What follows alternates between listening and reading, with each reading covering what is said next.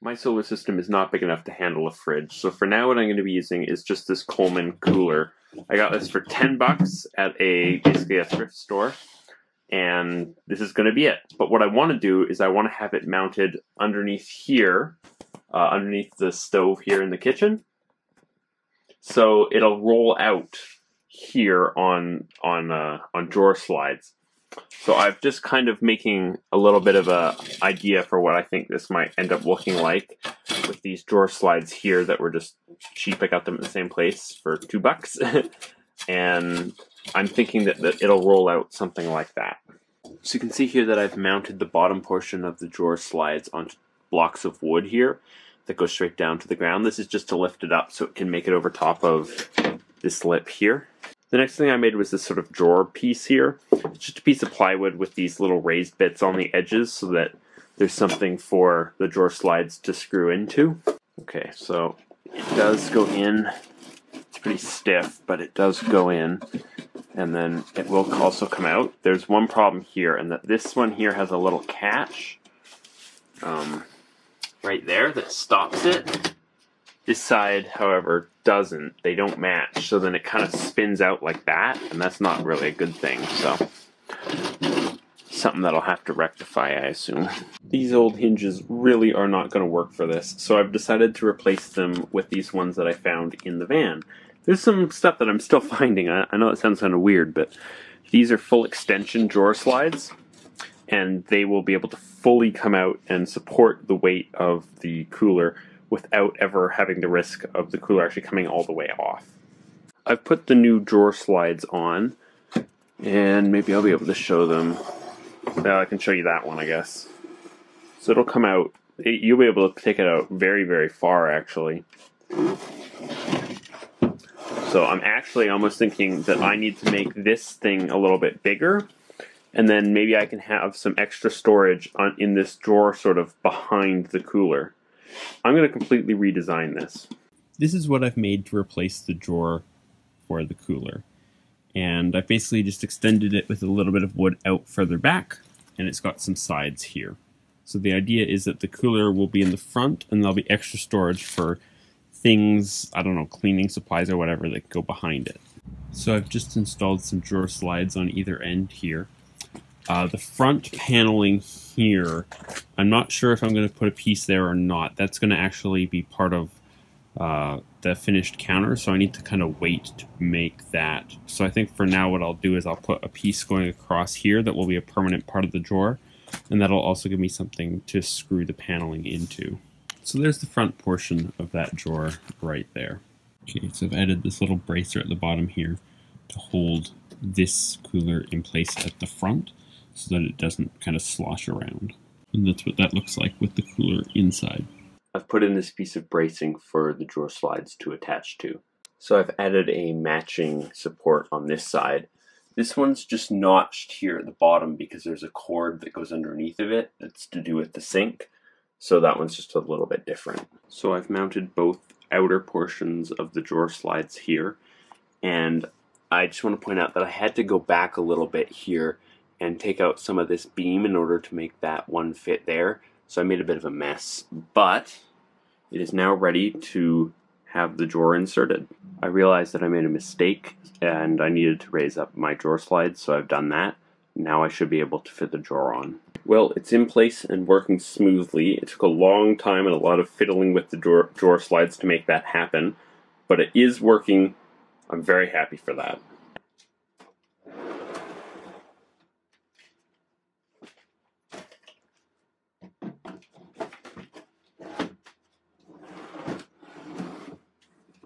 So I have the cooler pulled out here, and you can see that this just goes straight in here. That's so nice and easy to do. When that's full and heavy, and I don't want to be pulling it out manually, so this is just going to make it so much easier. It comes out, and then unfortunately this lid comes off. It would be great if it was on a hinge, so perhaps I'll do something like that. It being such a nice day, I decided that I'd just ride down to the store and get some hinges. So I've put 2 of them on here, and they work really well. With the cooler in place, you can see these hinges here in action. Now, this will basically rest up against the drawers there, Though right now, obviously there's nothing here, so it just kind of falls through at the moment. But this is going to be a lot nicer than having to lift this up and find a place to put it down every time I want to access my cooler. So I've been needing a place to store some things, spare propane bottles, linseed oil, cleaning supplies, that kind of thing. And that's sort of the exact idea of this space here behind the cooler. But as you can see, it's just a cooler right now. And you can make a cooler much more effective with Reflectix. So I'm going to make a lining for the cooler out of this. I'm trying to use one sheet as much as I can. So I've managed to cover two sides, the bottom and the top, with one sheet here, and I'll need to cut some ones here to cover up these gaps in the side. So I've just used spray glue here to add two panels onto either side to complete the box. I finished making the lid for the liner, and the way that it works is that it just sort of slots in and it kind of overlaps itself a little bit on the three sides where it's not connected, and then they just sort of go in like this. So it's a little bit finicky, but it's going to help greatly improve the shelf life of my food. This cooler here is my plan for refrigeration in the van for the foreseeable future. I don't plan on keeping perishable items very long. It's mostly going to be fruits and vegetables and condiments and that kind of thing. I can keep it cold with ice and also with like frozen goods for smoothies and that kind of thing. Hopefully the Reflectix lining, that helps a little bit, extend that shelf life for that food. But I'm very happy with the solution that I've come up with here. I don't eat a lot of meat, so it's not a really big deal. I'm not freezing anything. So this should work, and if not, I can always upgrade and spend the money. But for now, my solar system's too small to sustain a fridge. So let's go over this for one final time for what I've got here today. Obviously, there'll be a front cover on this, but I'm going to do that after I finish doing all of the shelves and everything.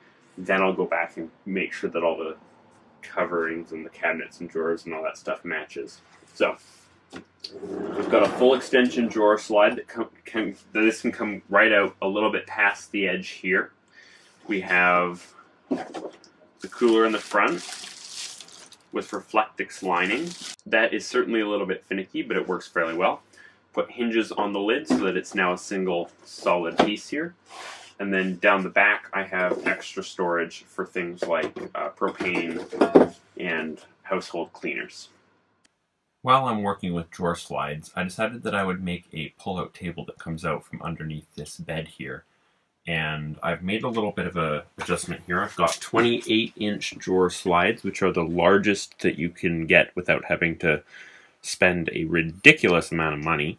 So basically I've just taken a drawer slide, full extension, very similar to the one that I used for the fridge, and basically put it onto this bracket. And then this bracket here will have the tabletop connected onto it. So this can fully slide out like this. Right? And then you have that full extension that will come out. Basically, it'll be attached in here. And I'm going to attach the drawer slides first, like so, and then I'll put the tabletop on top of it. That way, I don't need to try and fiddle around with shims or anything like that to get the drawer slides to work perfectly. So I've added in this little piece of wood here. This is just screwed straight into the beam here from underneath. This is to give the drawer slide something to actually screw into. So the outer portion of the drawer slide is now in place. It can be pulled out like this. I now need to add in the second part here that slides in to see if it actually works.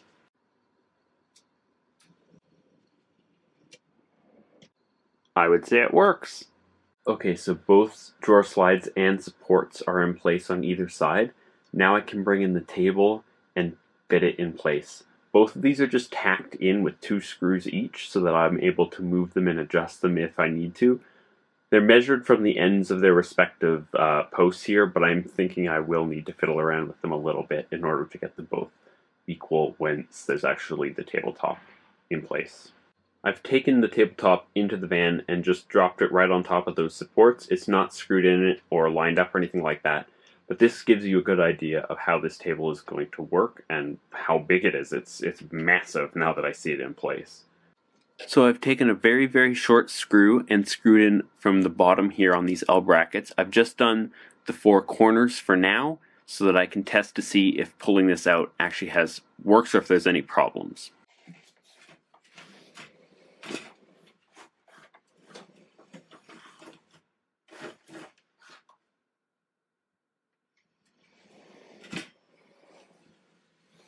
Okay, so it is working, but it does need some adjustment. So let's pull this all the way out here. Deal with that cord there. Okay, so now this side here is all the way out. This side isn't. So I can kind of pull like that. See? Not all the way down. So they're not even. So I basically need to adjust this one here a little bit. Okay, so I took the whole tabletop off and redid that drawer slide here. So now when I pull it out,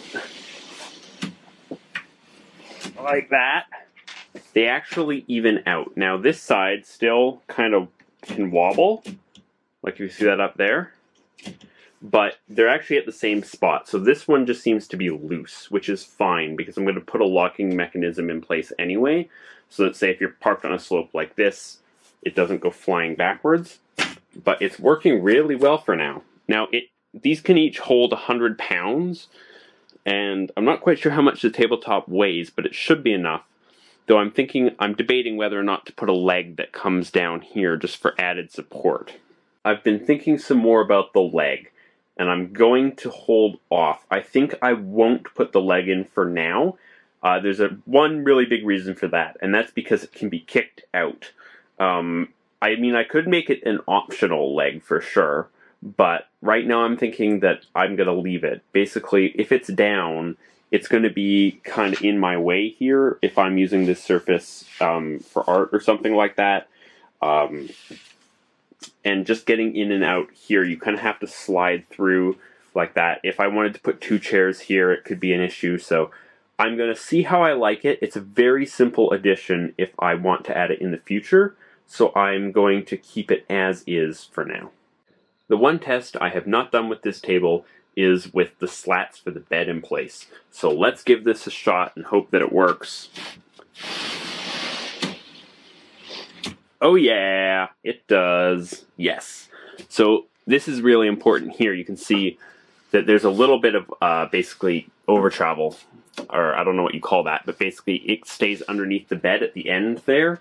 That's exactly what I want. It's going to be a little bit strange maybe having my eating surface right next to my mattress and bedding and all that stuff. But basically I really didn't want it to pull all the way out and have something be able to fall down there, because that would be really annoying in the middle of a meal having to crawl underneath here and maybe pick up something. Or it just seems like it would be a better idea for me to have that part there have a little bit of overlap.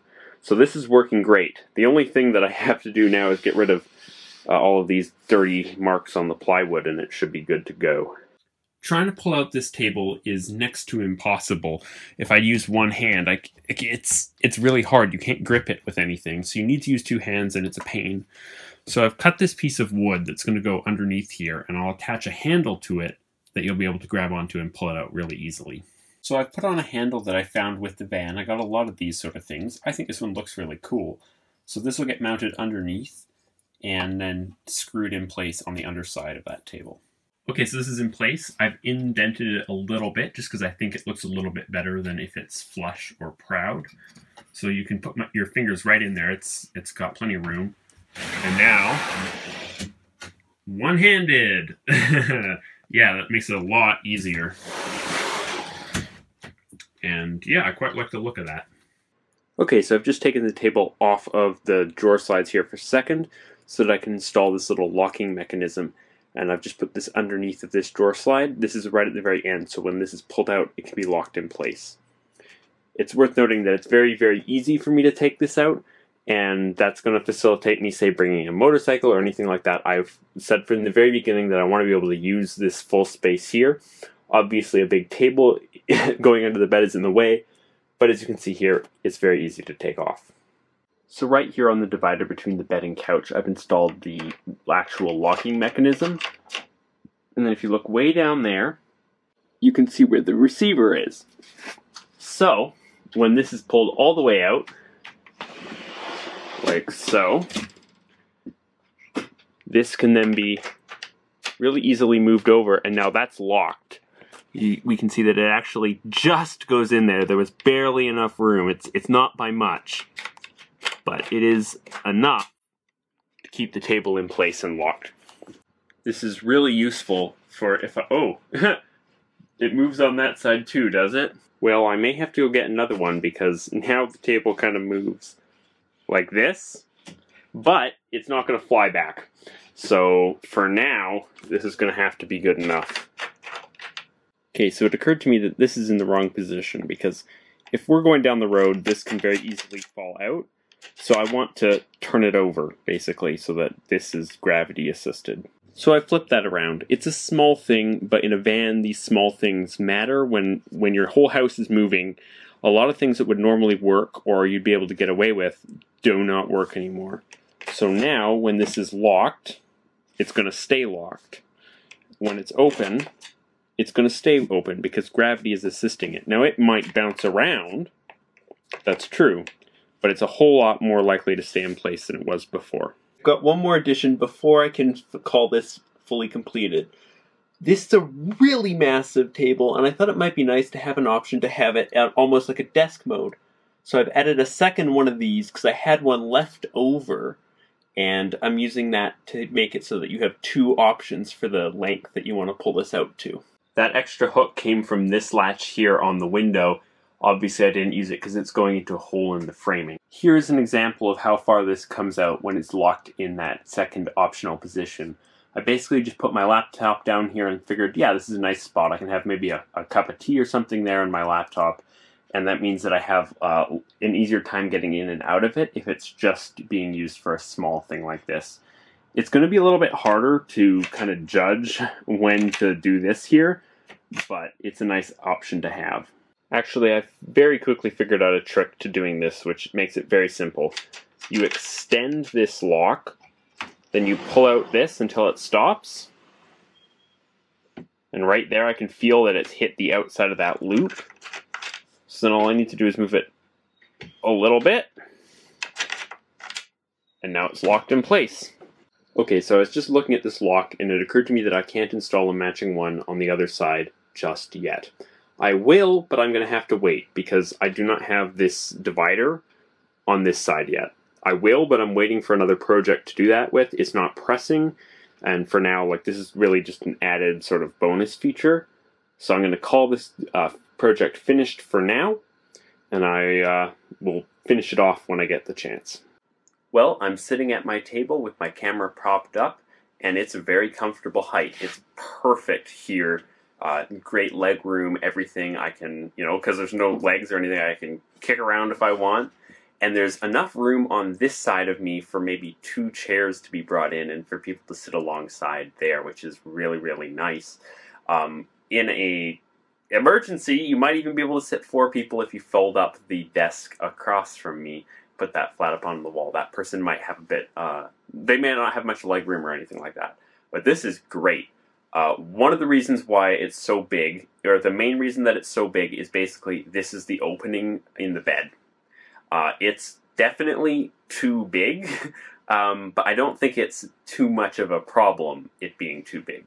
I think that I like to do art, and sometimes I need a bigger surface than my writing desk that I made, and I sprawl out if I'm working with paper collage, or, maybe like the most popular video on this channel is me making hardcover, covering my softcover books with giving them a new hardcover. And that takes up a lot of space, and I'm still playing around with doing that kind of thing. So this surface here will be good for that. It's also flat, whereas the writing desk is not, so this will give me a nice space other than my countertop to use. So this is going to be great for me, for eating, for art, for entertaining. And then, of course, the good thing is that it will just slide away when I don't need it, and it will hide under the bed, and all of this space will still be used. So I will see you in the next one. Bye, YouTube.